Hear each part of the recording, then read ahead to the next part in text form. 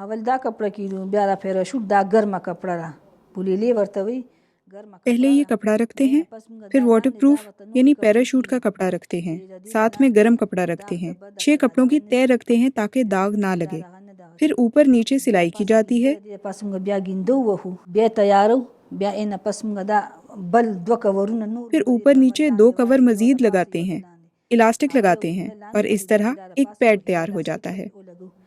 اینا پس پکی بیا بٹن واچو او بیا پیکو۔ 2022 کے سیلاب میں چارسدہ سے تعلق رکھنے والی نیلم بی بی گھر بار چھوڑ کر کیمپ میں منتقل ہوئی، جہاں کیمپ میں مقیم خواتین کو ماہواری کے دوران مشکلات کا سامنا کرتے دیکھا تو اس کے حل کے لیے کوششیں شروع کر دیں۔ جب کیمپ گئے تو خواتین بھی تھیں، وہاں خواتین کو ماہواری سے متعلق دشواریاں تھیں، خواتین کو پیڈز کی ضرورت تھی۔ لوگ تو اچانک گھروں سے نکلے تھے، صرف زیبتن کیے کپڑے تھے اور بچوں کے کپڑے تھے۔ وہاں میں نے ان خواتین کے لیے بازار سے کپڑے لیے اور وہاں ان خواتین کو دیے تاکہ ماہواری کے دوران استعمال کر سکیں۔ پھر کچھ فلاحی تنظیمیں بھی میرے ذریعے آگے آئیں۔ کپڑے هر څه لکه راوړل نو هغه په ما تقسیمول او بلګې دغه شو کور ته راغلو نو بس همدغه سوچم کو جب پانی اترا تو واپس اپنے گھر آئے تو خیال آیا کہ کس طرح غریب خواتین بے بس ہوتی ہیں۔ ډېر ته مشکلات کې وی لکه کنه بیا چې موږ راغ په نت باندې مرو غوستل پھر انٹرنیٹ پر پیڈ بنانے کی ویڈیوز دیکھی کہ کس طرح بنائے جاتے ہیں، پھر اس طرح گھر میں بنائے اور خوش قسمتی سے وہ ٹھیک بن گئے۔ کپڑے راواغشته موږ یې کټیو کا هغه بس ماشاءالله خو خښته راغله۔ رواں سال سوات اور بنیر میں جب سیلاب کی تباہ کاریوں نے ایک بار پھر کئی افراد کو بے گھر کیا تو نیلم اپنے اس ہنر کو بروئے کار لائیں اور 3 سے 4 ہزار پیڈ بنائے اور اس ہنر کو آگے منتقل کرتے ہوئے 100 کے قریب خواتین کو اس کام میں مہارت دلوائی جو اب اس کام سے اپنے گھر کا چولہا جلا رہی ہیں۔ آرڈر آتے ہیں۔ ابھی سیلاب میں ہم نے ہزاروں پیڈ تیار کیے۔ ہم نے اپنے ساتھ دیگر خواتین کو بھی تیار کیا جو گھروں میں پیڈ تیار کرتی ہیں۔ ہم ان کو فری میں بھی دیتے ہیں، لیکن پھر بھی کمیونٹی ہے، بہت زیادہ لوگ ہیں تو ہم ان تک نہیں پہنچ سکتے۔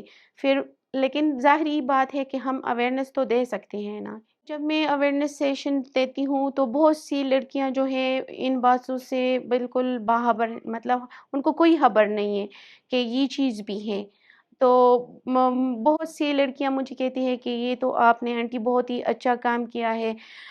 یہ مطلب ہم تو کچھ لڑکیاں جو ہیں وہ پیڈز یوز کرتی ہیں مارکیٹ والا، تو کہتی کہ ہمارے جو ہے بہت زیادہ پیسے ادھر خرچ ہو جاتے ہیں۔ باہر سے ملنے والا پیڈ ضائع ہو جاتا ہے جبکہ یہ ضائع نہیں ہوتا، یہ کافی ٹائم تک دوبارہ استعمال ہو سکتا ہے۔ استعمال کے بعد صابن سے دھو کر خشک کر کے دوبارہ استعمال کیا جا سکتا ہے۔ دوبارہ بیا استعمال۔